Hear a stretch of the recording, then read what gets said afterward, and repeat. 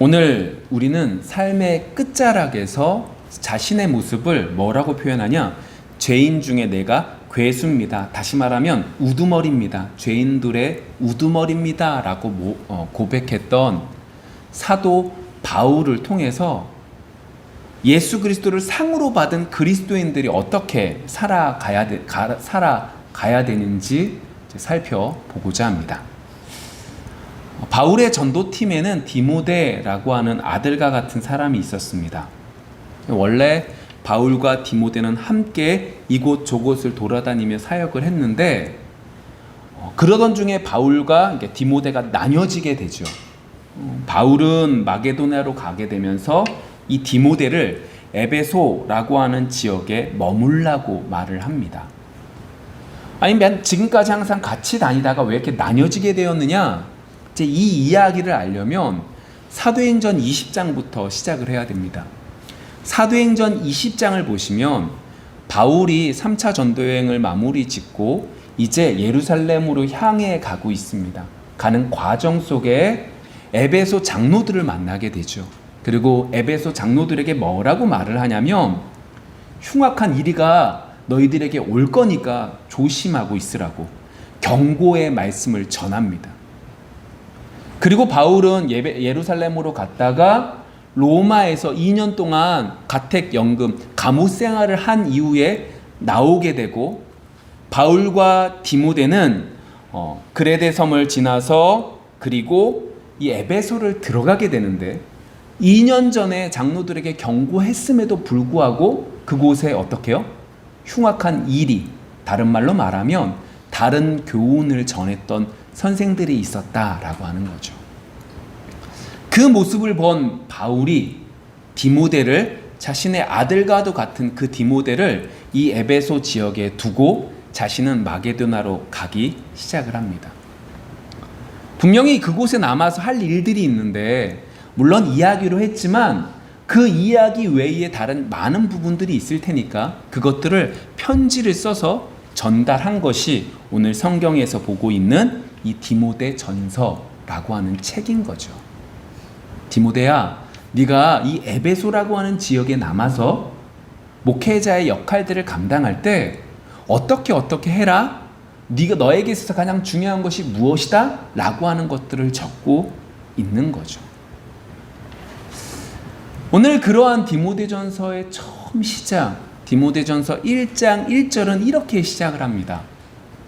발신자인 나 바울에 대해서 이렇게 설명을 하죠. 뭐라고 말하냐? 우리 구주 하나님과 우리의 소망이신 그리스도 예수의 명령을 따라 그리스도 예수의 사도된 바울은 이라고 말을 합니다. 지금 바울은 자신을 뭐라고 표현하냐? 사도라고 표현합니다. 그리스도의 사도입니다 라고 표현을 합니다. 예수님을 쫓아다녔던 사람 12명의 제자를 사도라고 표현을 했습니다. 그러다 보니까 바울이 계속해서 난 사도권에 대한 주장을 할 때마다 교회들에서 이 문제가 항상 있었음에도 불구하고 오늘 바울은 또다시 디모데전서에서 편지를 쓰면서 이렇게 씁니다. 그리스도의 사도 나 바울은 이라고 표현을 하고 있다라고 하는 거죠. 그 사도권을 누가 줬느냐? 우리가 조금 전에 읽었지만 예수님께서 명령으로 예수님께 받았다. 하나님과 예수님께 받았다 라고 하는 말씀을 통해서 내 권위는 하나님과 예수님께서 주신 거야 라고 말을 하면서 이 얘기를 하는 거죠. 왜냐? 사도라고 하는 말의 의미가 뭐냐면 보내심을 받았다라는 의미거든요. 누구에게 보내심을 받은 거예요? 하나님께 예수님께 보내심을 받은 자라는 의미이죠. 그러니까 이 말의 의미는 왜 바울이 이 얘기를 계속하느냐? 내 권위가 이 정도야, 내 힘이 이 정도야, 그러니까 너희들 나한테 복종해야 돼, 이 말을 하고 싶은 것이 아니라 나는 예수님께 보냄을 받은 자고 그렇기 때문에 나는 내 얘기를 너희들에게 전달하는 것이 아니라 누구의 얘기? 예수님의 얘기를 나는 전달하는 존재야. 예수님께서 나에게 권위를 주셨고 예수님의 이야기를 나는 그대로 전달하는 사람이야 라고 하는 이야기를 하기 위해서 사도권을 얘기하는 것이고 그러한 이야기들 속에 항상 바울은 이 사도권에 대한 얘기를 계속하고 있는 겁니다. 그런 면에서 조금 다른 얘기지만 좀 생각해 보셔야 될 건 지금 이 시대는 사도권이 없습니다. 사도가 없습니다. 이 말은 하나님께서 선택하셔서 말씀을 전할 자들을 세워주셨다에 이것들을 부정하는 게 아닙니다. 그러니까 예를 들어 목회자들을 하나님이 세워주셨다라고 하는 말을 부정하는 것이 아니라 예수님께서 직접 보내셔 주셔서 하나님의 계시를 예수님에 대한 그 이야기들을 전할 사람들은 있다 없다? 없다는 얘기입니다. 끝! 종결됐다는 겁니다. 뭘 보면 알 수 있어요? 이 성경을요. 성경책을 통하여 더 이상 예수님에 관련되어 있는 계시, 하나님에 대한 계시는 마무리되었어 라고 하는 이야기를 하고 있기에 더 이상 지금 시대에는 사도들이 없습니다. 제가 이 말씀을 드리는 이유는 그렇기 때문에 우리는 어디에 딱 매이는 거예요? 이 말씀 앞에 딱 매이는 겁니다. 말씀에서 말씀하시는 것까지만 말하는 거고 말씀에서 하시지 않는 거는 아무리 은혜가 된다고 생각해도 그건 하지 않는 겁니다. 왜 그런 거예요? 성경이 그렇게 말하고 있는 우리는 사도권이 있는 사람들이 아니니까 말씀 속에 우리는 그러한 것들 속에 받아들이며 전하는 존재이지요. 자, 제가 왜 사도권에 대한 이야기를 하고 있을까요? 지금 바울은 사람의 머리로 이해할 수 없는 것들을 누구에게? 예수 그리스도께 받았거든요.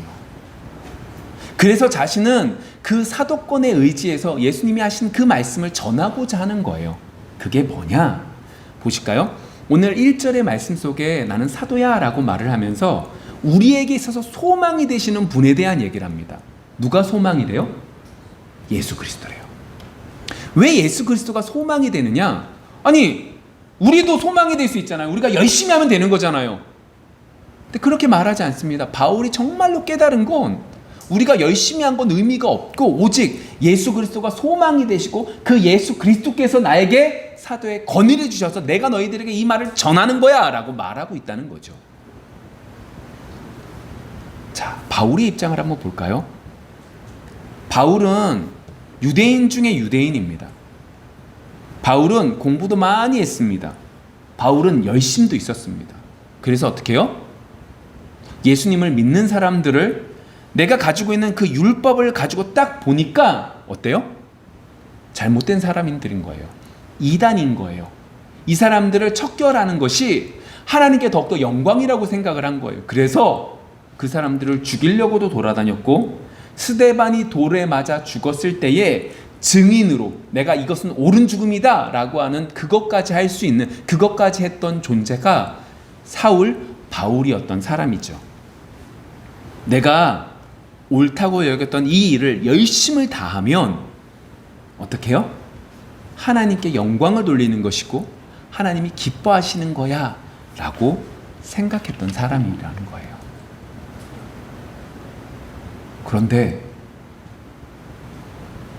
내가 열심을 다해서 하나님께 나아가면 하나님께서 역사해 주실 줄 알았는데 그게 아니었던 거죠. 예수님이 어느 날 갑자기 나에게 나타나신 거예요.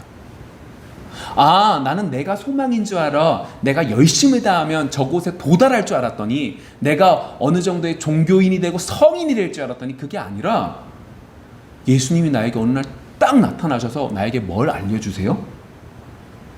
네가 죄인이라는 것을 알려주시는 거예요. 여러분 오해하지 마세요. 우리는 의인이 되려고 의인으로 될 수 있는 존재가 아니라는 거예요. 예수님이 우리에게 나타나셔서 우리에게 깨닫게 해주신 건 우리가 죄인이라는 것을 깨닫는 거죠. 그리고 어떻게 해요? 의를 알게 해주세요. 그게 뭐예요? 다른 게 아니구나. 예수님을 믿으면 구원받는구나. 그러고 생각을 해보니까 내가 열심을 했던 그 모든 것들은 다 쓸모없는 거구나. 좀 더 강하게 얘기하죠. 쓰레기구나. 내가 아무것도 없구나. 나에게 있어서 유일한 소망은 예수님이구나 라고 하는 걸 분명히 바울은 알게 되었고 그것을 지금 오늘 1절의 말씀 속에 다 기록해서 누구에게 전달해 주는 거예요? 디모데에게 전달해 주는 거예요. 내가 지금 하는 얘기는 내 얘기가 아니야. 내가 하는 얘기는 우리가 할 수 있어 라고 하는 자랑을 말하는 게 아니라 오직 예수 그리스도께서 우리의 소망이 되시고 예수님이 우리의 소망이 되시기 때문에 우리는 죄인인 것을 알게 되고 죄인인 것 속에 오직 예수님을 부여잡고 예수님 앞에 납작 엎드리는 것밖에 없어 라고 하는 그 모든 의미들을 오늘 자신이 쓰는 그 편지의 가장 서두에 이것들을 기록하면서 디모데에게 알려주고 있는 거죠. 디모데에게 본격적으로 어떠한 일들이 디모데 네가 해야 될 일들인지에 대한 이야기를 합니다. 그것이 3절과 4절이죠. 내가 마게도나로 갈 때에 너를 권하여 에베소에 머물라 한 것은 어떤 사람들을 명하여 다른 교훈을 가르치지 말며 신하와 끝없는 족보에 몰두하지 말게 하려 함이라. 이런 것은 믿음 안에 있는 하나님의 경륜을 이름보다 도리어 변론을 내는 것이라. 자, 이 얘기가 무슨 얘기예요? 이미 이 에베소 지역에 어떤 사람들이 들어온 거예요? 다른 교훈을 전하는 사람들이 들어온 거예요. 그럼 다른 교훈이 뭐예요? 다른 교훈이 뭐고 신하와 끝없는 족보, 이건 뭐냐면 유대인들 속에 있었던 잘못된 사상들을 말하는 거예요. 그리고 이러한 것들을 어디 안에? 우리 교회, 에베소 교회 안에서 배척하기 위한 거다라고 말을 하고 있는 거죠. 그러면서 5절에 이렇게 말을 합니다. 이런 것들을 경계하는 목적이 뭐냐? 이 교훈의 목적은 왜 이런 복음이 필요하냐? 정결한 마음과 선한 양심과 거짓 없는 믿음에서 나오는 뭐다? 사랑이거늘. 이러한 것들을 전하기 위한 거다. 사랑을 알게 하기 위한 거다. 그래서 이 복음을 전하는 거다라고 말을 하는 거죠. 그럼 여러분 여쭤볼게요. 다른 복음이 뭘까요?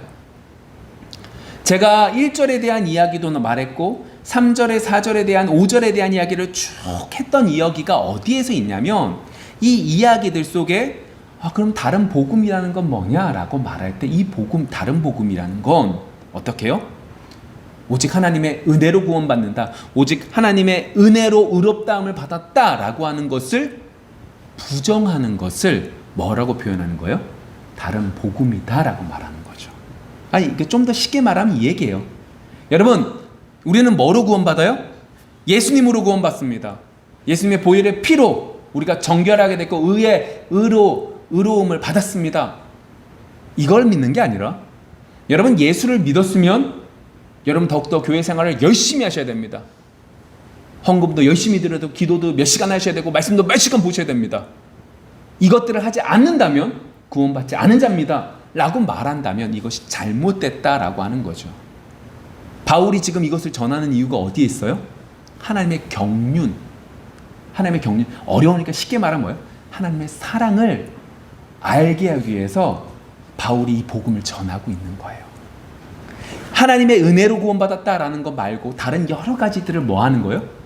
버리게 만들기 위해서 누구를? 디모데를 이 에베소 교회에 집어 넣습니다 라고 말하고 있는 거죠. 여러분 이 이야기를 오해하지 마세요. 바울이 지금 이렇게 말하고 있는 건 내가 교회 다녔으니까 예수님 믿었으니까 성경 말씀 딱 보니까 어떻게 하래요? 겸손하래요. 성경 말씀 딱 보니까니 어떻게 해요? 오른밤 맞으면 왼밤도 돌려대래요. 이게 그리스도인의 모습이래요. 그러니까 억지로 이것들을 하려고 겸손하려고 노력한 게 아니에요.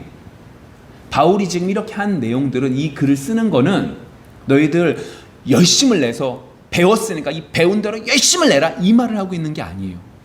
바울은 지금 이 은혜가 너무 커서 이렇게 될 수밖에 없는 모습인 거죠. 왜요? 바울은 지금 정말로 깨달은 게 있어요.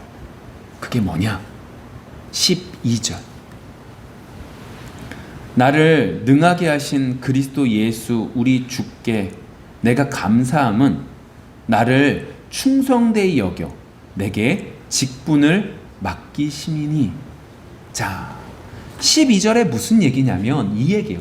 하나님께서 직분을 맡겨주셨다라고 하는 거죠. 근데 여기서 이 얘기를 조금 더 쉽게 세번역에선 표준 세번역에서 이렇게 말을 합니다. 제가 읽어볼게요.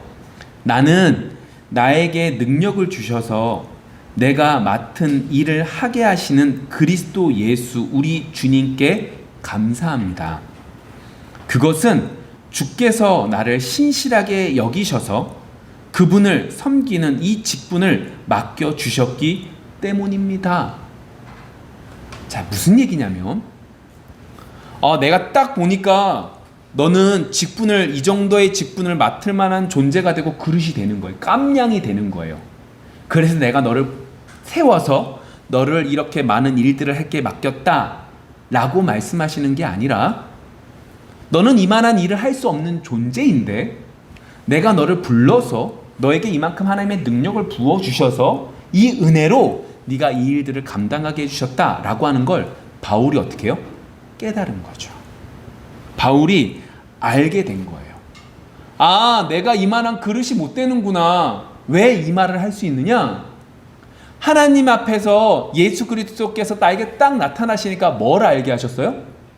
죄를 알게 했다니까요. 예수님이 나에게 딱 나타나시니까 죄를 알게 하신 거예요. 나는 내가 열심을 낸 줄 알았더니 도리어 하나님을 근심케 했던 존재였던 거죠. 하나님을 올바로 믿었던 그리스도인들을 죽는 일에 열심을 냈던 사람이었던 거예요.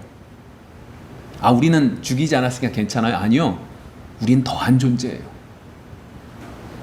예수님이 딱 오시니까 그것을 깨달았고 그 깨달음 속에 뭘 어떻게 해요? 내가 지금까지 배웠던 많은 학위와 많은 노력과 많은 열심들이 다 뭐밖에 안 되는 거예요? 배설물밖에 안 되는 거예요. 쓰레기밖에 안 되는 거예요. 아무 쓸모없는 것밖에 안 됐다는 걸 느끼게 된 거죠. 그래서 어떻게 하는 거예요? 아, 내가 이만큼 자랑했던 그 모든 자랑거리는 아무짝에 쓸모없구나. 오직 하나님의 은혜로 나를 지금까지 인도해 주셨고 인도해 주셨기에 내가 이 모든 일들을 할 수 있었구나 라는 걸 깨닫게 된 거예요. 여러분, 사람이 어떠한 직분을 맡게 됩니다. 근데 이 일들을 맡을 때 우리의 마음속에 내가 이만한 일들을 맡을 만한 자격이 있다라고 생각이 들면 감사하지 않습니다. 당연한 거죠. 그렇죠? 내가 이 정도 할 만한 깜냥이니까 나한테 이 일들이 맡겨졌지 뭐. 그거 당연한 거지 뭐. 이런 사람에게는 감사가 있지 않습니다. 그런데 그러한 마음으로 직분을 맡게 되고 결단하면 어떤 결단을 하냐? 이러한 결단을 하죠. 주님께서 이것들을 주셨으니까 내가 이제 그 주신 힘을 가지고 이러한 일들을 감당하겠습니다 라고 하는 생각을 한다는 거예요. 여러분, 주님을 만나면 만날수록 어떻게 해요? 죄인인 것을 깨닫는 것이 가장 큰 은혜입니다. 조금 있다가 15절에서 정확하게 우린 더 볼 건데 그것들을 깨닫는 것이 정상입니다. 직분을 맡을 때 하나님이 나에게 이 일들을 허락해 주셨네. 하나님께서 나에게 이 직분을 주셨네. 그러니까 내가 이 일들을 감당해야지가 아니라 내가 이 일들을 감당할 수 있는 존재가 못 되네. 그럼에도 불구하고 하나님이 이 일들을 나에게 허락해 주셨네. 하나님, 제가 죄인입니다. 더욱더 낮아질 수 있는, 그래서 그 은혜가 넘칠 수 있는 우리 모두가 되어지기를 원합니다. 바울의 모습을 잘 보세요. 바울은 자랑거리가 정말로 많아요. 엄청나게 똑똑했던 사람인 것 같아요. 엄청나게 열정적인 사람이었던 것 같아요. 학위도 많았고 그 열심이 어느 정도였냐? 전도 여행도 몇 차례 돌아다니고 몇 차례 맞고 몇 차례 괴로움을 겪음에도 불구하고 복음에 대해서 매진했고 뿐만 아니라 예수님을 믿기 전에는 예수님을 믿었던 사람들을 죽이기 위해서 여러 곳을 돌아다녔던 만큼 최선을 다했던 사람이에요. 그런데 그러한 그가 하나님의 귀한 사도라고 인정을 받았다, 난 예수님께 인정받았다라고 말했던 그가 자신의 일들을 적을 때 이렇게만 적으면 돼요. 내가 여러 곳에 전도를 다녔고 내가 여러 교회를 세웠고 나로 인하여 많은 사람들이 구원받았다. 내가 이만큼의 큰 일들을 감당했는데 어찌 내가 사도가 아니냐? 라고 말할 수 있음에도 불구하고 13절 이렇게 말을 합니다. 내가 전에는 비방자요 박해자요 폭행자였으나 도리어 긍휼을 입은 것은 내가 믿지 아니할 때에 알지 못하고 행하였음이라. 뭐라는 거예요? 나는요 정말로 악한 사람이에요. 저는요 박해자예요, 비방자예요, 폭행자예요. 나는 별 볼 일 없는 자예요. 이 고백을 한다는 거예요.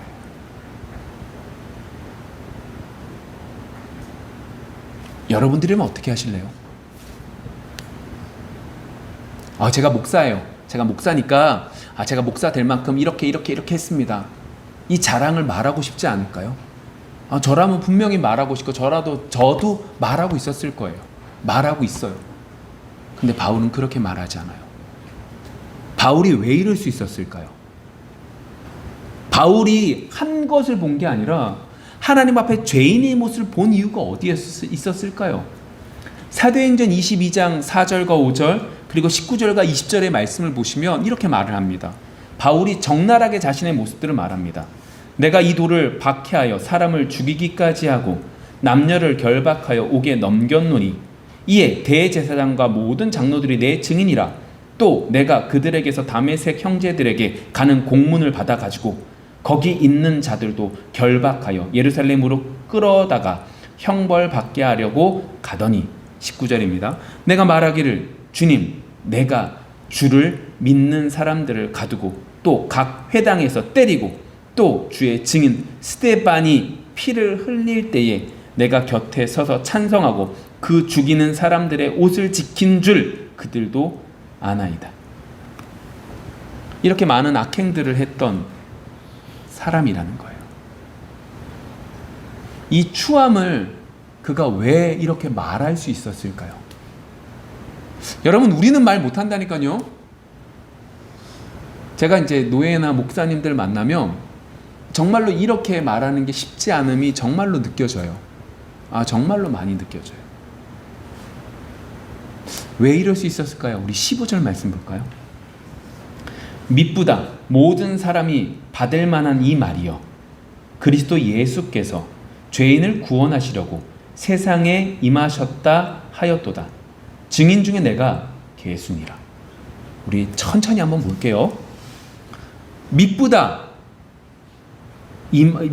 모든 사람이 받을 만한 이 말이여. 이게 무슨 의미일까요? 미쁘다 믿을만하다는 거예요. 뭘 믿을만할까요? 뒷부분 볼까요? 그리스도 예수께서 누구를 위해서?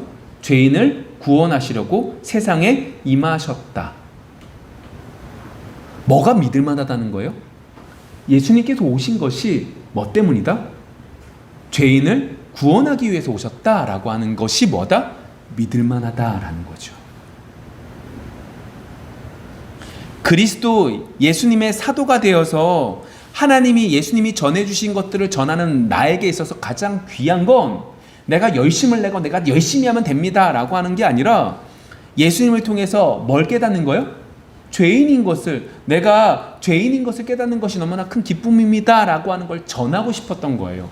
그래서 바울이 뭐라고 그래요? 마지막 부분 그리스도 예수께서 죄인을 구원하시려고 세상에 임하셨다 하였도다. 뒤에 뭐라고요? 죄인 중에 내가 계수니라. 바울이 왜 이 이야기를 할 수 있어요? 바울이 왜 이야기를 하는 거죠? 내가 딱 뒤돌아보니까 내가 진짜로 악한 사람들의 악한 죄인들의 괴수 우두머리다 라고 말하는 이 이유가 어디에 있을까요? 예수님이 뭐 하기 위해서 오셨다? 죄인을 구원하시기 위해 오셨다. 그런 면에서 나는 어떤 사람인 거예요? 죄인 중에 괴수예요. 나는 절대적으로 하나님의 구원이 필요한 존재인 거죠. 왜요? 나는 죄인 중에 괴수만큼 너무나 악한 사람이거든요. 그걸 알고 그 고백을 하고 있는 거죠. 우리가 정말로 오해하고 있는 것이 이겁니다. 아까 전에 또 계속 얘기했지만 예수님이 오신 것은 의인을 찾으려고 오신 것이 아닙니다. 죄인을 찾으려고 오셨고 죄인을 구원하기 위해서 오셨죠. 그런데 우리는 이렇게 오해합니다. 우리가 조금 더 깨끗하면, 우리가 조금 더 깨끗한 모습을 하나님께 보이면 하나님이 어떻게 하신다? 나를 좀 봐주시겠지. 아닙니다. 성경 속에서 예수님이 오신 이유가 어디에 있다는 거예요? 죄인을 구원하시기 위해 오셨다라고 분명히 말하고 있는 거죠. 그런 면에서 생각해 보시면 우리에게 있어서 가장 큰 은혜가 뭔지 아십니까? 내가 죄인인 것을 깨닫는 것입니다. 바울처럼 내가 죄인입니다 라는 걸 깨닫는 것이 우리에게서 가장 큰 축복인 거죠. 왜요? 사람은 내가 죄인인 것을 인정하지 않습니다. 우리 바울을 한번 보세요. 바울이 예수님을 믿기 전에 바울 자신을 뭐라고 그래요? 유대인 중에 유대인이다. 율법을 온전히 지키려고 몸부림쳤다 라고 생각하죠. 그래서 바울은 어떻게 해요? 내가 정말로 언제나 신경에 곤두서서 율법을 잘 지키려고 열심히 몸부림친 거예요. 그러다 보니까 옆 사람을 딱 봤더니 얘가 제대로 하나님 섬겨요, 안 섬겨요? 안 섬기거든요. 아니 이 정도는 기도해야 되고 이 정도는 말씀 봐야 되는데 안 믿고 안 하거든요. 그러니까 어때요? 아, 이건 잘못된 거야. 어떻게 해요? 바울은 심각하게 어떻게 해요? 죽이려고 열심을 내고 있는 거죠. 내가 모든 걸 곤두서서 했는데 저놈이 안 하니까 저놈이 미운 거예요.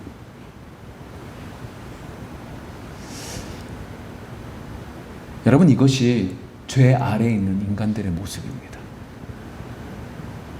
선악과를 따먹음으로써 죄인인 우리가 가지고 있는 악한 모습들이죠. 우리는 그 책임을 다른 사람들에게, 다른 존재에게 돌리려고 하는 존재입니다. 선악과를 따먹은 아담과 하와가 어떻게 합니까? 아담은 하와에게, 하와는 뱀에게 책임을 전가합니다. 근데 그 속에 궁극적으로 들어있는 건 누구예요? 하나님을 원망합니다. 하나님이 내게 주신 이 사람이 나를 유혹했고 나를 죄에 빠뜨렸습니다. 나는 잘못 없습니다. 그 변명이 죄인의 모습인 거죠. 그 모습을 가진 인간들이 어떻게 해요? 우리는 스스로 악한 것과 선한 것들을 구별할 수 있다라고 생각을 합니다. 그리고 그 구별 속에서 결정을 하죠. 그리고 그 결정 속에서 상대방을 바라봅니다. 여러분, 다윗을 한번 보세요.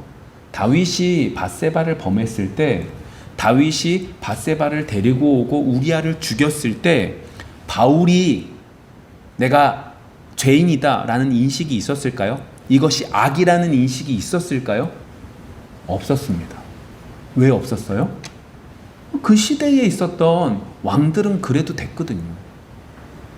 왕의 말이 곧 법이고 왕이 하고자 하는 것이 뜻입니다.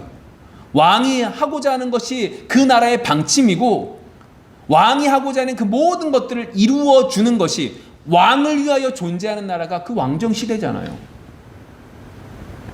다윗의 입장에서는 당연한 겁니다. 아니 조금 그냥 좀 그런 거지 이것이 큰 문제가 되는 것이 아니라고 생각한다는 거예요. 그런데 하나님께서 그에게 깨닫게 해주셨을 때 그가 죄인인 것을, 죄라는 것을 깨닫게 되는 거죠. 오늘 바울은요 15절의 말씀을 통해서 철저하게 알게 된 겁니다.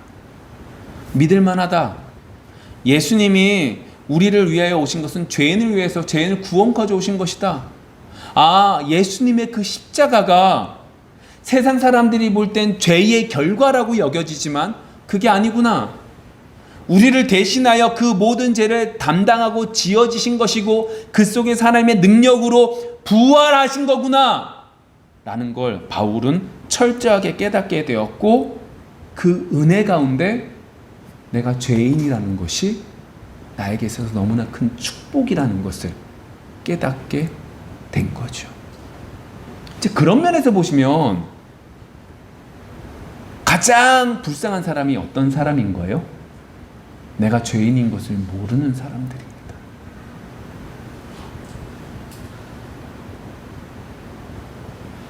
내가 세상에서 법 없이도 열심히 잘 살았다는 거예요. 예수 믿는다고 말하는 저 사람들보다 더 깨끗하게 살았고 감정도 컨트롤하고 저 더 청결하게 살았다라고 생각하는 사람들, 그 사람들이 잘못했다는 것이 아닙니다. 그 사람들이 하나님께서 보시기에 죄를 범한 존재인 것을 깨닫지 못한다는 것이 너무나 슬픈 일이라는 거죠. 그렇기 때문에 바울은 내가 죄인 중에 괴수라는 것이 너무나 큰 은혜가 되는 겁니다. 도리어 그것을 통하여 16절 이 고백까지 하는 거죠. 그러나 내가 긍휼을 입은 까닭은 예수 그리스도께서 내가 먼저 일체 오래 참으심을 보이사 후에 주를 믿어 영생 얻는 자들에게 본이 되게 하려 하심이라. 나라는 존재를 통하여 어떻게 해요? 다른 사람들에게 하나님의 크신 은혜가, 예수 그리스도의 크신 은혜가 무엇인지 알게 하는 귀한 도구로 쓰임받게 해주셨구나 라고 하는 고백까지 하게 되는 거죠. 그래서 자신의 추한 모습을 그대로 보이는 겁니다. 말씀을 좀 정리해 볼까요? 여러분들은 오늘 말씀의 제목처럼 죄인 중에 내가 괴수입니다 라고 하는 고백을 하고 살아가고 계십니까? 왜 하지 못하죠? 예수 그리스도를 제대로 만나지 못했기 때문입니다. 예수 그리스도께서 내 속에서 역사하고 있지 않기에 은혜가 넘칠 땐 내가 죄인이라고 말하지만 은혜가 없을 땐 나는 괜찮은 사람이라고 말하고 있는 거죠. 뭘 보면 알 수 있습니까? 내가 어떤 행동들을 한 것을 보는 것이 아니라 그러한 것들을 통해서도 볼 수 있지만 우리의 중심이 어떠한지를 뒤돌아보면 내가 정말로 죄인 중에 괴수라는 고백이 진짜 내 고백인지 아닌지 분별할 수 있을 줄 믿습니다. 이번 한 주 죄인 중에 내가 괴수인 것을 고백하며 살아갈 수 있는 축복이 넘칠 수 있는 한 주가 되어지기를 소망합니다. 기도하겠습니다.